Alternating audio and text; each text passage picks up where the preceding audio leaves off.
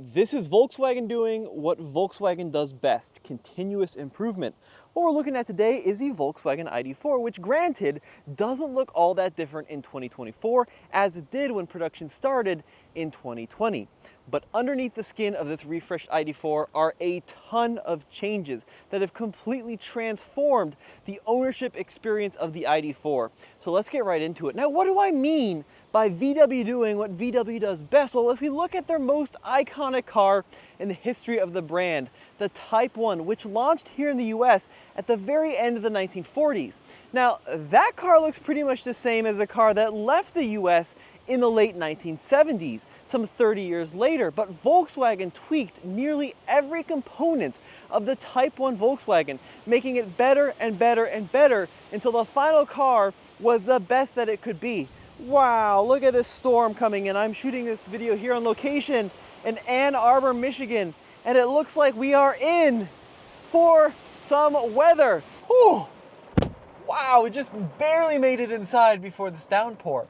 But that same philosophy of leaving the exterior design alone, but tweaking the aspects of the car that you interact with on a daily basis is exactly what Volkswagen has done with this refreshed 2024 Volkswagen ID.4. So let me talk you through some of the changes, and we'll talk about whether or not this is a good car to buy.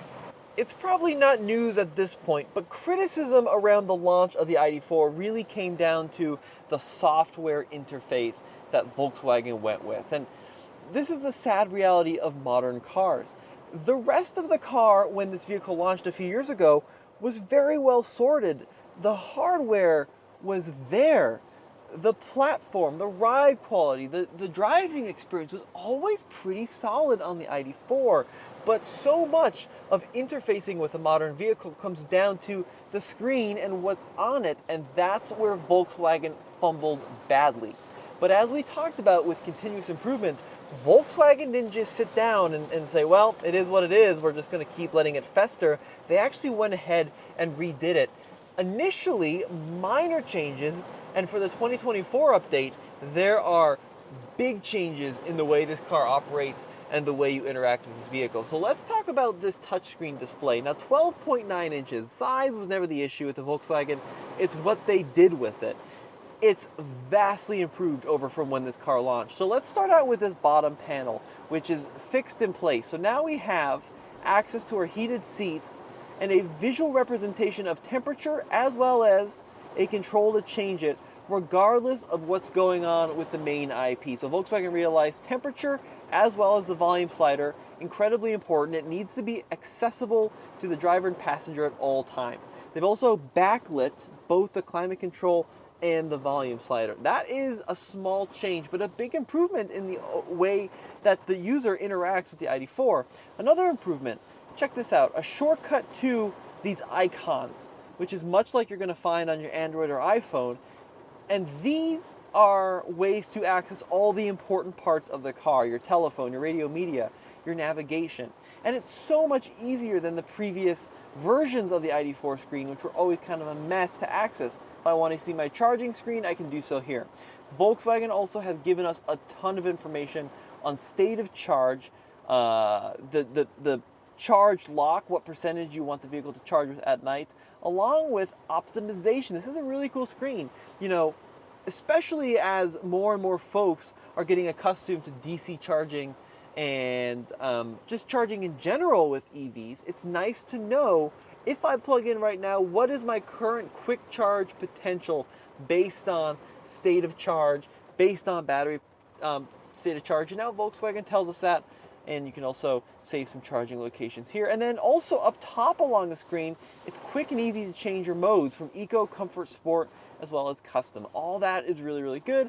And then if I just push that car right there, it's going to take me right back to some of the vehicle settings, some of the status, along with some of the driving data. One thing Volkswagen did launch and did it successfully from the beginning was, I think, the way that they indicate this driver assistance.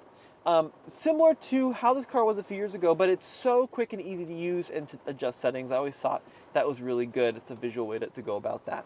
Now, it's not to say that I think the cockpit of the ID.4 is perfect. There are still some annoyances, like Volkswagen is still insistent on this silly function to access the rear windows via just 2 switches and then a toggle to the rear. That's been always kind of silly and always a pain point of mine. And, you know, some of the steering wheel stuff is still a little bit of a pain, like the volume controls. You can still slide or push in. A scroll wheel is just so much easier. Same with adjusting the volume there on the main screen. But overall, I mean, it's the little things that this car was lacking at launch that I think Volkswagen has improved on greatly. So I'm going to give them a lot of props on making this car more livable, more usable for the average person. And look, the comfort on this vehicle is also there. Now, this is the Pro trim, which in my mind is the trim you want. It's not the base car. It doesn't have some of the gizmos of the over $50,000 version, but it's comfortable enough. Manual seats that are partially cloth with these little leatherette bolsters. They feel really good. Ambient lighting across the dashboard, heated seats in the front. So look, it's a nicely equipped vehicle, and especially at the price point. Now that price is a really interesting story, because if I look at this window sticker here, there doesn't seem to be a ton of value going on, but this piece of paper does not tell the full story. So as configured, $46,596. All right, so you're probably thinking, yeah, it does have some nice features, the range is okay, but for that price, there's a lot of other vehicles in class, but you got to consider a couple of things. Volkswagen rightly chose to invest billions into building and outfitting their Chattanooga, Tennessee plant to produce ID.4s for the US market, which means that this car does qualify for that full $7,500 tax credit. Plus, if you poke around at dealers, you know, most folks consider the ID.4 a few years old and, you know, maybe consider it, you know, needing some cash on the hood, and dealers know that. So it's possible to get these cars, depending on your state and depending on whether or not you qualify for that federal credit, for in the mid to low $30,000 territory as equipped, which is some crazy value. It really is for what you get. In this case, almost 300 miles of range, 291 miles of range, and 282 horsepower, and a really cool driving experience that we'll check out in a second. It's a lot of car here for the mid $30,000 territory. That's where the value is. It's with those incentives. And, you know, you can argue till the crows fly home whether or not the government should be essentially paying folks to drive electric cars. But if they are paying folks to drive electric cars, why not take advantage of it? Not to get political here.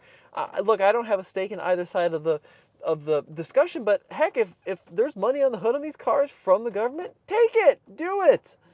Backseat room in the ID.4, very, very good. Driving position at 6 feet tall. Got tons of space between my knees and the backrest. Also completely flat floor, which means the middle seat is not a penalty box. Plus, Volkswagen has included rear seat air vents, which is really, really nice, along with 2 USB-C ports and a couple other nice functional features like the little phone holder here in the back of the front seat. So very usable rear seat, nice and comfortable as well. All right, I'm gonna attempt to show you the trunk space, really taking one for the team here today. Let me circle this around. No power liftgate on this Pro model, but about 30 cubic feet with the seats up. Plus, I love this feature. This is the Volkswagen Cargo Protection System, and you actually have this little blob with these sticky feet that you can change positions in to keep like grocery bags nice and secure. Over 64 cubic feet when you fold down that second row. So a really good sized trunk as well. All right, let's talk about the driving experience in the ID.4, and this is another area where I feel Volkswagen has greatly improved the... All right, let's talk about the driving experience in the ID.4, another area where Volkswagen has greatly improved this car. And I'm cruising through this storm in Michigan, and you should see the size of the tree that has collapsed in front of me. So we're on this closed road here in this private park, and this enormous tree branch just completely blocked the road. So I'm gonna have to get a little creative on how I get out of here.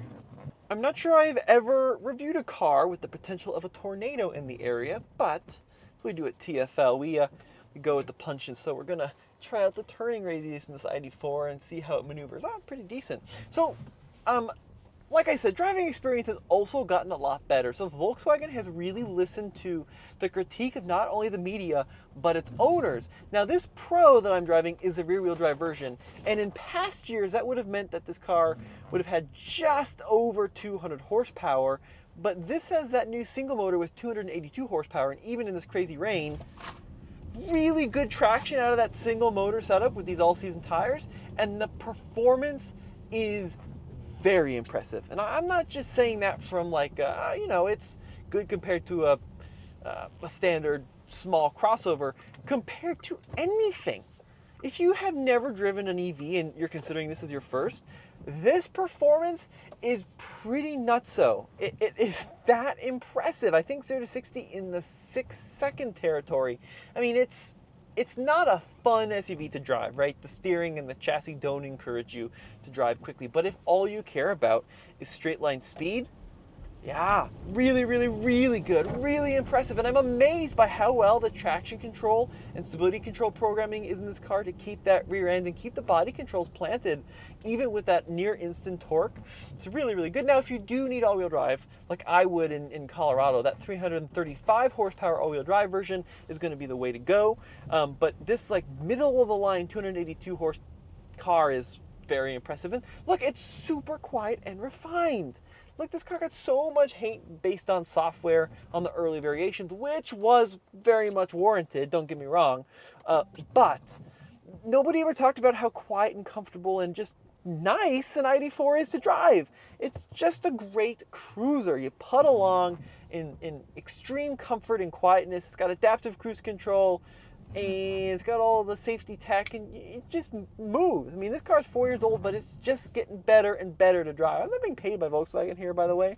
I was never much of an ID.4 fan when it launched, but I appreciate a brand that recognizes its weaknesses and then puts in a lot of effort to make them better. And that's exactly what I think Volkswagen has done with this car. So credit to them where credit is due. This is now a car I can definitely recommend, especially if you can get some money in the hood, especially if you qualify for that $7,500 tax credit. I mean, it was such a smart move for Volkswagen to start making these cars in the US. I remember when they first announced that, I'm like, you're investing how much to do what? And a lot of us media were kind of like, that doesn't seem, very wise when you could just build them in Germany for potentially less upfront cost. But they saw the writing on the wall.